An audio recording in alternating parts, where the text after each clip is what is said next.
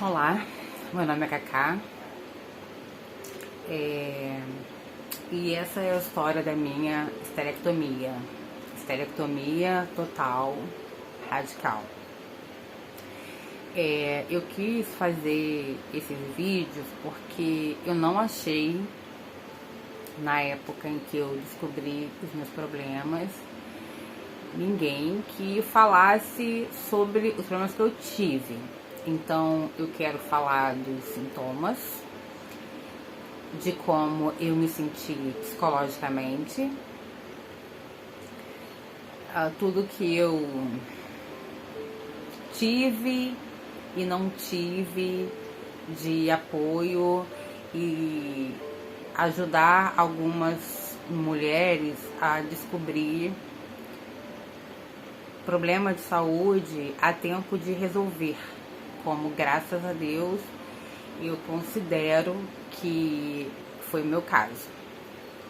Bem, eu tenho 40 anos, sou de uma família paterna onde todas as mulheres que eu saiba, sem nenhuma exceção, morrem de algum tipo de câncer. Aos 19 para 20 anos eu fui diagnosticada com um tumor no ovário esquerdo e foi complicado. Bom, vamos lá, foi assim. Eu estava no trabalho um dia e senti uma dor muito forte e eu não conseguia mover um único músculo do corpo. Eu fiquei paralisada, chorando de dor. As pessoas falavam comigo, perguntavam o que estava acontecendo, eu não conseguia explicar, eu só conseguia falar dói, dói, e tremia de dor. Eu fiquei assim por uns 5 a 10 minutos sem conseguir me mexer e sem conseguir falar de tanta dor.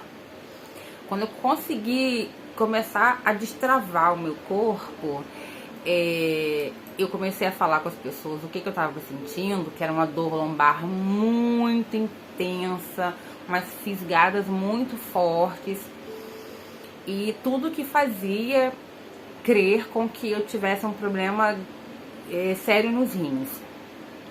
Saí do trabalho, fui direto para um atendimento emergencial numa clínica na cidade onde eu estava, que era a mesma onde eu trabalhava, a mesma cidade.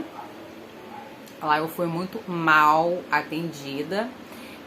A médica de plantão virou pra mim e quis me dar uma medicação na veia e disse que eu tinha que procurar um médico. Esse é o Brasil.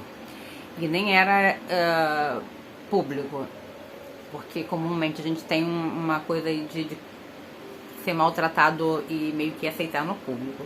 Eu saí dali meio desnorteada, né, 19 anos e sozinha, e eu já morava sozinha, e então eu não sabia o que fazer, para onde ir, a quem recorrer, e a clínica onde eu estava ficava numa quadra que a frente da clínica era para um lado, a frente da emergência, de uma rua, e na outra rua era a saída, que era também a saída dos consultórios. Então eu entrei pela emergência e saí pelo lado dos consultórios, e quando eu saí do outro lado da rua, no segundo andar, eu vi uma placa de uma médica homeopata, que não tinha nada a ver na minha cabeça racionalmente, mas no desespero de saber o que estava acontecendo com o meu corpo, eu subi, perguntei se ela estava atendendo e se tinha como me atender naquele momento. A secretária pediu para consultar ela e já me dar uma resposta. Eu fiquei lá aguardando, ela disse que tudo bem, que me atendia sim, graças a Deus. A consulta dela foi incrível. Ela me fez perguntas de quando eu nasci e eu não me lembrava de muitas respostas. Viu meu corpo todo, apalpou várias regiões do corpo. E eu não sei muito o fundamento ou a lógica de tudo isso, mas o que interessa de fato é que ela foi a pessoa que disse pra mim: procura a sua ginecologista. Você não tem nenhum problema nos seus rins. Como é que ela sabia disso? Não sei. Não sou médica. Eu vou te medicar pra reduzir a sua dor eu vou te dar um encaminhamento para você fazer exames de sangue e de imagem, mas já marca a sua ginecologista, porque aí você marca a ginecologista, faz os exames, leva os exames para ela.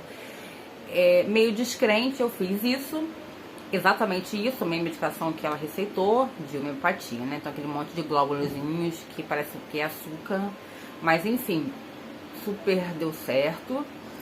Eu não voltei a ter aquela dor, mas eu fiz os exames que ela me indicou de sangue e de imagem, ultrassonografia da pelve, e levei para minha médica. Na época eu não tinha a mentalidade que eu tenho hoje, então eu não ficava lendo muito os resultados dos exames, porque eu achava simplesmente que eu não ia saber o que era, então tudo bem. Fiz os exames, levei para minha médica, e a minha médica já era uma senhora, muito calma, muito tranquila, a pessoa mais mansa, assim, nas palavras que eu já conheci.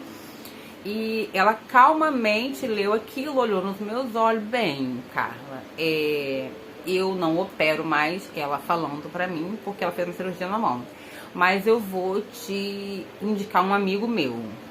Aí eu fiquei olhando pra ela assim, sem entender, porque o seu caso é cirúrgico e precisa ver isso. E foi fazendo um bilhetinho que era para eu pegar esse bilhete e levar para esse médico amigo dela, cirurgião, porque ele é um médico muito requisitado e ainda hoje ele é assim. E aí o urgente dela era para que ele chegasse para ele aquele bilhete dela com aquele urgente. Quando eu li ela, aquela pessoa tranquila, que você tem com problema de saúde, ela fala, fica calma, você vai tomar 2 gotinhas disso aqui, passar aquilo ali, está tudo bem, tudo normal. Quando ela escreveu urgente, aquilo me deu um desespero que eu perdi 15 quilos, eu sou magra. Eu perdi 15 quilos do dia que eu saí daquela consulta até o dia que eu fui operar, de fato. Eu tinha 19 anos, muito jovem. O médico tirou parte do meu ovário esquerdo, parte da minha trompa esquerda. Foi uma cirurgia por vídeo.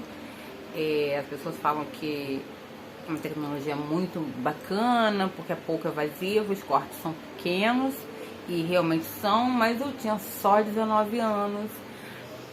Eu não tinha sonho de ser mãe, que isso eu vou falar depois, mas eu tinha só 19 anos. E parecia que o mundo estava acabando naquele momento, parecia que o céu tinha se rasgado ao meio e aberto um buraco na terra, e eu estava caindo num abismo que eu não sentia chão mais. Ninguém perde 15 quilos numa brincadeira.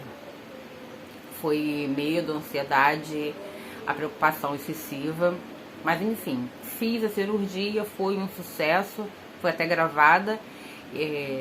Não tive coragem de ver nunca na vida, mas foi gravada. Me recuperei muito bem e até muito rápido. Com 15 dias eu tava indo trabalhar, porque também não aguentava ficar em casa mais. Então eu já tinha passado por um problema de um tumor, e eu já tenho uma genética comprometedora nesse aspecto. Eu comecei a sentir muita dor na região lombar. Eu comecei a ficar muito cansada, ter muita irritabilidade, muito transtorno no sono. Eu dormia, mas eu não tinha um sono reparador. Eu acordava muitas vezes mais cansada do que eu fui deitar. Tinha uns calorões assim que me dava do nada, eu começava a suar, meu corpo ficava muito quente, e eu comecei a medir a temperatura do meu corpo realmente subia, chegava a quase 39. Só que eu também estava passando por outros problemas de saúde, e aí eu fui diagnosticando uma coisa e outra coisa, até que ficou quase que crônico ali pra mim a região na área da lombar e também da pelve.